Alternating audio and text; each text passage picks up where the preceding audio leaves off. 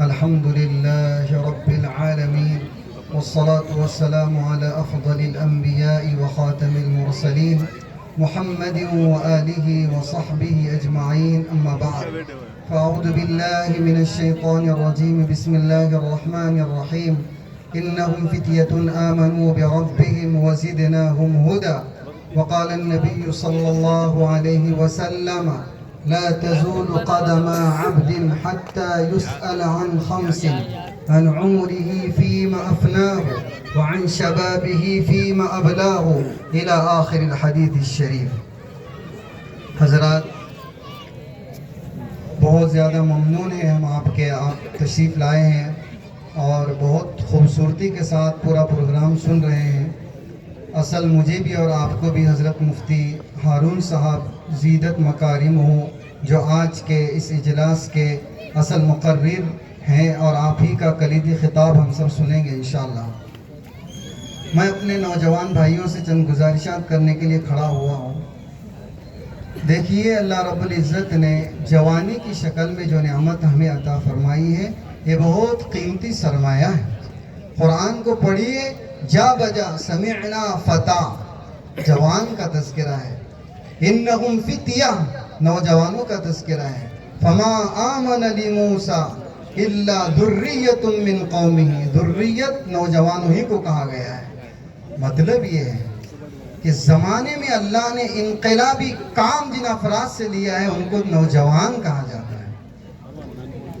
حضرت ابن عباس رضی اللہ عنہ فرماتے: ما بعث اللہ نبیا الا شابا، نبوت جیسا عظیم منصب اور اس کی ذمہ داری کو پورا کرنے کے لیے جن لوگوں کا انتخاب کیا جاتا تھا، وہ عمر کے ایسے دورانیہ میں ہوتے تھے کہ عقل کامل ہوتی تھی اور جذبات مکمل ہوتے تھے، یعنی وہ نوجوان ہوتے تھے. اللہ رب العزت نے جو مرحلہ جوانی کا جن لوگوں کو عطا فرمایا ہے، یہ وہ مرحلہ ہے کہ بچے اس کی آرزو کرتے ہیں اور بوڑھے لیت الشباب یعود کہتے ہیں کہ کاش دوبارہ یہ زندگی ہمیں مل جائے. بھائیوں، ہم زندگی کے اس موڑ پر ہیں کہ بچے اس کی تمنا کر رہے ہیں. کیوں تمنا کرتے ہیں؟ میرا بڑا بھائی ہے، عالم ہے، میں بڑا ہو کر عالم بنوں گا. میرے بڑے بھائی ہیں، وہ جوان کو دیکھتا ہے کہ وہ بہت اچھے ڈرائیور ہیں، میں بھی ڈرائیور بنوں گا. ان کی ایک فیکٹری ہے، میں بھی کچھ ایسا کروں گا. انہوں نے یہ کارنامے انجام دیے. تو بچہ جوانی کی آرزو کرتا ہے ان کارناموں کو سر انجام دینے کے لیے. بوڑھے لوگ سوچتے ہیں کہ جوانی میں یہ کرنا چاہیے تھا، نہیں کر سکے، یہ بھی کر لیتے، نہیں کر سکے، کاش جوانی دوبارہ مل جاتی. میرے بھائیوں، آپ زندگی کے اس موڑ پر ہو کہ بچے جس کی تمنا کر رہے ہیں آج آپ اسے کر گزر سکتے ہیں. بوڑھے جس چیز کے آرزو کر رہے ہیں وہ تو آپ کچھ نہیں کر پائیں گے، لیکن آپ زندگی کے ایسے دھارے پر ہیں کہ اگر آپ چاہ لے، ارادہ کر لے، تو آپ سب کچھ کر سکتے ہیں. میرے بھائیوں، جوانوں کو اللہ نے 3 نعمتیں دی ہیں. انہی 3 نعمتوں پر تھوڑا سا تبصرہ کر کے اپنی جگہ لوں گا. ایک ہے اوقات. اللہ کے رسول صلی اللہ علیہ وسلم کا ایک ارشاد ہے، جوانوں کی زندگی کا یہ سرمایہ کتنا قیمتی ہے.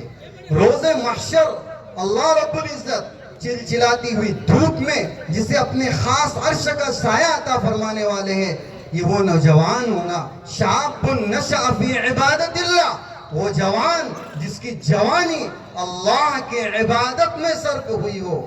جوانوں، اگر آخرت میں اللہ کے عرش کا سایہ چاہتے ہو تو چھوڑو سارے جھمیلے. عہد کرو آج سے کہ انشاءاللہ کوئی نماز نہیں چھوٹیں گی، گناہ کے کاموں سے توبہ کریں گے، زندگی کے اوقات کو برباد نہیں کریں گے. یہ وہ زندگی ہے اگر انسان اس کی قدر کرتا ہے. تو ہمارے دادا جان نے ایک سرمایہ کمایا تھا اور چھوڑ کر گئے، تو ہم انہیں دل سے دعا دیتے ہیں کہ ہمارے دادا نے اتنے سال تک نوکری کی، اتنے سال تک لکڑیاں ڈھوئی، اتنا پیسہ کمایا، آج ہم ان کے کھیتی پر مزے کر رہے ہیں، ان کی عمارتوں میں ہم رہ رہے ہیں. میرے بھائیوں، ان کے حوصلے زندگی کی اسی عمر میں تھے کہ میں اپنی اولاد کے لیے کچھ کروں گا. لیکن ہمارا حال یہ ہے، کئی دن گزر جاتے ہیں، نوجوان کام پر نہیں ہے، یا تو اس کو دوسرے کام نہیں آتے، ایک کام آتا وہ کام نہیں ملا تو دوسرے کچھ کام نہیں کریں گے، یا طبیعت نہیں بول رہی ہے اس کی زندگی کا وقت ضائع کر رہے ہیں۔ میرے بھائیو درد سنا رہا ہوں، میں اپنی آنکھوں سے نوجوانوں کی ایک بڑی ٹیم کو دیکھتا ہوں کہ ان کے پاس کوئی کام نہیں ہے، وہ اپنے ماں باپ کے اوپر آج بھی بوجھ بنے ہوئے ہیں۔ ارے شادی ہوئی، ان کی بیوی بھی موج ہے، کسی کی تو 3 4 اولاد ہے، ماں باپ کام کر رہے ہیں، چھوٹے بڑے بھائی کام کر رہے ہیں، اور یہ جوان کے پاس کوئی کام نہیں ہے۔ میرے بھائیوں میری اس دل کی صدا کو سنو، اللہ نے زندگی دی ہے، چھوٹے بڑے بھائی بہنوں کے بازو بنو، ماں باپ کے بڑھاپے پر ترس کھاؤ، اور جس کی بیٹی کو دلہن بنا کر گھر میں لائے ہو نا، اس کو لوگوں کے یہاں کام پر بھیجنے کے بجائے اپنے قوت بازو سے کام لو اور خود کام کرو بھائی، اور ان کا خرچ اٹھاؤ۔ جنت کمانے کا بھی زمانہ یہی ہے اور دنیا کمانے کا بھی زمانہ یہی ہے۔ مولانا قاسم نانوتوی رحمت اللہ علیہ نے جب دارالعلوم دیوبند کی بنیاد رکھی تھی تو کوئی 70 سال کے بوڑھے نہیں تھے، بالکل ینگ، 30 سے 35 سال کی عمر میں اتنا بڑا کام انجام دیا۔ میرے بھائیوں انہوں نے کارنامہ انجام دیا، ساری دنیا انہیں یاد کرتی ہے۔ یہ مدرسہ قائم کیا مولانا مبارک نے، ہمارے بھانجے ہیں، ان کی کتنی عمر ہے لیکن آپ کی آنکھیں دیکھیں گے انشاءاللہ وہ فیض ان کا عام و تام ہوگا کہ ہم انگشت بدندہ رہ جائیں گے۔ اللہ رب العزت سارے مدارس کو پروان چڑھائے اور صحیح تعلیم اور تربیت کا فریضہ ہمیں انجام دینے کی توفیق عطا فرمائے۔ میرے بھائی وقت کے سلسلے میں عرض کر رہا تھا، دوسری چیز اللہ نے نوجوانوں کو جذبات عطا فرمائے۔ جذبات کا مطلب خواہشات ہے، خواہشات کی قربانی، غلط جگہ اپنی نگاہوں کا استعمال، غلط جگہ پر اپنی خواہش کی تکمیل، یہ بدترین جرائم ہے۔ آج امت مسلمہ کا ایک بڑا طبقہ خاص طور سے نوجوان حلال جگہوں کو چھوڑ کر حرام جگہوں پر اپنی جنسی تسکین کر رہے ہیں۔ اللہ کے لیے اس چیز سے توبہ کیجیے۔ پاک دامنی قرآن سے پوچھیے کتنی عظیم چیز ہے۔ حضرت عائشہ پر تہمت لگی تھی نا، پیغمبر کو خواب میں بھی یہ دکھلایا جا سکتا تھا کہ عائشہ پاک دامن ہے، لیکن قرآن نے کئی آیتیں اتاری یہ بتلانے کے لیے کہ میرے پیغمبر اور اس کے گھرانے کے اوپر یہ بدنما داغ نہ ہو، رہتی دنیا تک قرآن پڑھا جائے گا۔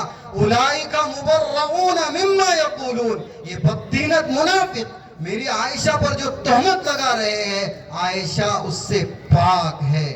یوسف علیہ السلام نے جیل کاٹی ہے، اللہ سے کہا ہے رب السجن احب الی مما یدعوننی الیہ، اللہ جیل میں رہنا پسند ہے لیکن یہ بدنما داغ میں اپنے اوپر زنا کی تہمت کا برداشت نہیں کر سکتا۔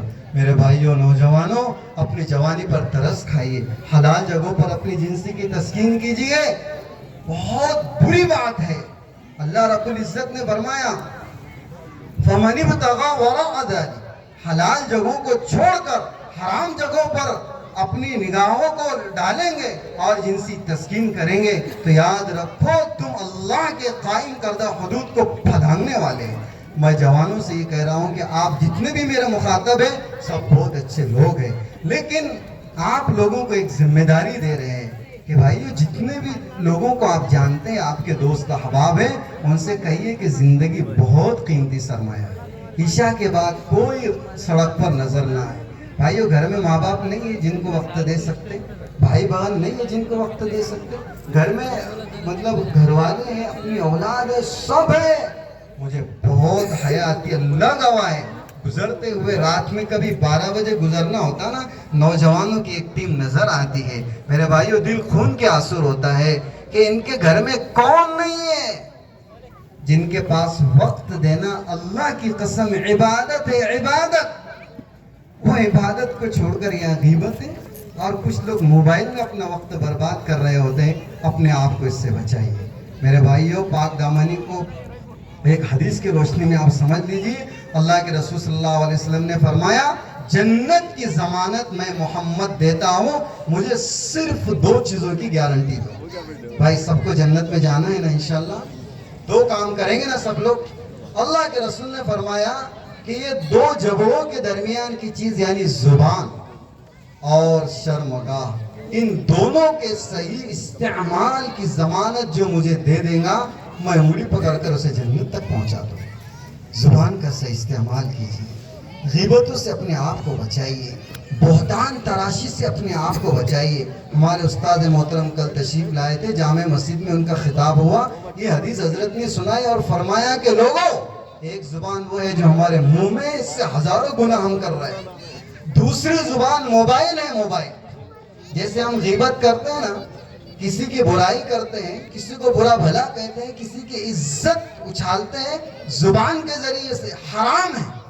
ایسے ہی موبائل کے ذریعے سے جو میسج آتے ہیں کسی کے برائی کے، کسی کے آبرو ریزی کے، کسی کے ویڈیوز آتے ہیں، ایسے ویڈیوز جو بنانا حرام تھا، جس کو دیکھنا ناجائز تھا، دوسرے تک پہنچانا نص قطعی سے حرام تھا، نوجوان شرارت کرتے وہ راز کسی کا لے لیتا ہے اور دوسروں کو پہنچاتا ہے۔ میرے بھائیو، اللہ کے رسول نے فرمایا، دھیان سے سننا، حدیث ہے، کسی کی آبرو ریزی دنیا میں ہو رہی ہے اور اس وقت کوئی اس کا ساتھ نہ دے، آگے فارورڈ کرے، اس چیز کو آگے بڑھائے، ہم سب اس کا ارتکاب کرتے ہیں نا۔ اللہ کے رسول نے فرمایا قیامت کے دن جب وہ اس کی اپنی عزت کا سب سے زیادہ محتاج ہوگا، اللہ اس کی عزت کی نیلامی کر دے، اللہ کو روک سکیں گے؟ بہت افسوس ہوتا ہے، ایسے ایسے ویڈیو آتے ہیں، ہو گئی غلطی ایک آدمی سے تو بھائی وہی دفن کر دو، اس سے ہم کو محبت ہے تو اکیلے میں سمجھاؤ، دھمکی دو اس کو۔ نوجوان، آپ کو بھی یہ کام کرنا ہے، جس کے بارے میں یہ معلوم ہے کہ یہ غلط روش اختیار کر رہا ہے، کسی کی بہن بیٹی طرف اس کی نظر غلط جا رہی ہے، اللہ کے لیے ایک سیکنڈ کے لیے اس کا سپورٹ مت کرو، بلکہ تنہائی میں اس کو سمجھاؤ، اس کو کہو کہ اگر تو اس سے باز نہیں آئے گا تو بھی سب کے سامنے تیرا بھانڈا پھوٹنے والا ہے۔ اس کو روکو ہر تدبیر سے، پر عزت کی نیلامی مت کرو۔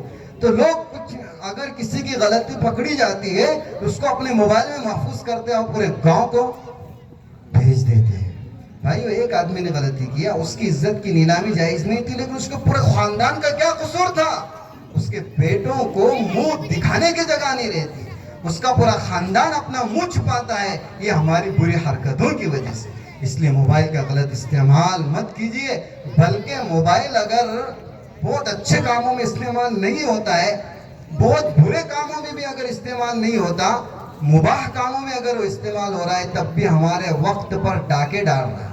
تو میرے بھائیوں، اس سے بھی اپنے آپ کو بچائیے، موبائل کا غلط استعمال مت کیجیے اور اپنے جذبات پر قابو رکھیے، اپنی بیٹیوں کی حفاظت کیجیے۔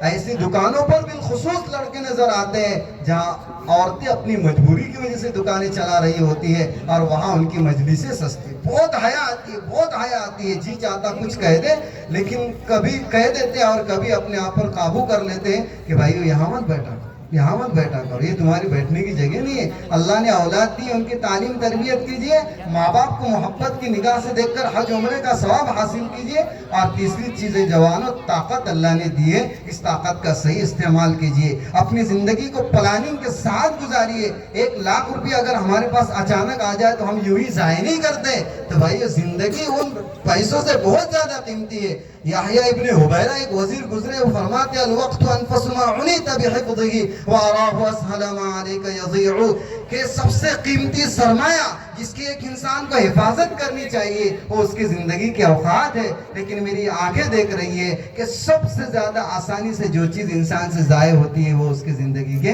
اوقات ہے۔